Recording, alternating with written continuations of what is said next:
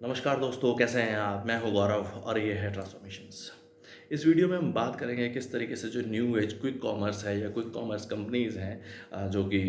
Groceries और इस तरीके की चीज़ें 10 मिनट में, 15 मिनट में, 20 मिनट में, आधे घंटे में आपके घर डायरेक्टली डिलीवर करती हैं। ये किस तरीके से मार्केट को रेवोल्यूशनाइज़ या ट्रांसफॉर्मेशन या ट्रांसफॉर्म या चेंज करने के या एक तरीके से लोगों की हैबिट्स चेंज करने के लिए या हेल्प के लिए आई तो सही, पर ये किस तरीके से जो स्मॉल और मीडियम दुकानदार हैं जो लोकल एरियाज़ में इस तरीके की शॉप्स चलाते हैं, उन सब कुछ हो किस तरीके से उनके बिज़नेस को या किस तरीके से उनके ड्रीम्स को किल कर रही हैं।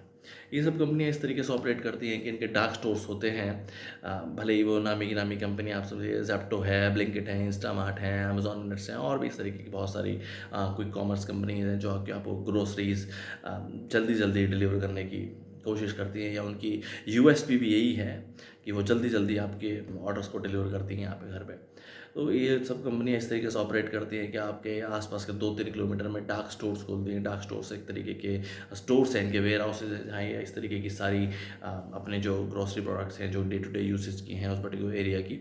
उसमें रखते हैं और ताकि जल्दी आपका ऑर्डर आते ही विदिन 10-15 मिनट्स आपके पास डिलीवर कर सकें।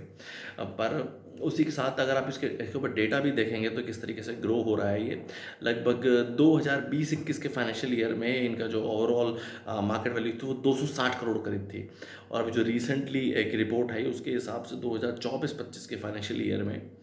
ये बढ़ के लगभग 24 गुना बढ़ गया। 24 गुना बढ़ के 61,100 करोड़ रुपए करीब-करीब इसकी टोटल मार्केट वैल्यू हो गई। तो देखिए इतनी मार्केट एक्सपैंड जो क्विक कॉमर्स जैसी कंपनियों ने करी, तो इतनी तो पॉपुलेशन तो कोई बढ़ नहीं गई, इतनी ना ही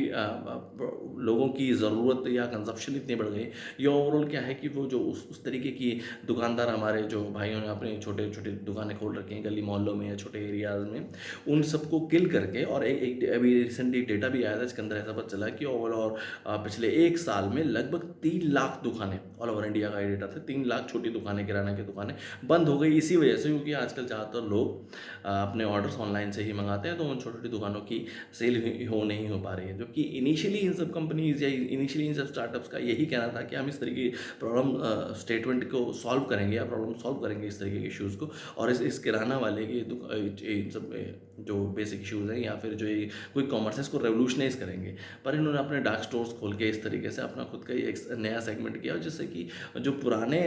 तरीका है जिससे लोग बिज़नेस करते हैं उसको काफ़ी इफ़ेक्ट हो रहा है और काफ़ी फाइनेंशियल लॉसेस भी हो रहे हैं उन लोगों के, और बहुत सारे लोगों को दुकानें बंद करनी पड़ रही हैं, अपने काम धंधे बंद करने पड़ रहे हैं इसी वजह से। इसके अंदर कोई एक एक ऑर्गेनाइज़ सिस्टम को करना बहुत ज़्यादा ज़रूरी है ताकि दोनों लोग सामंजस्य बैठा के काम कर सकें।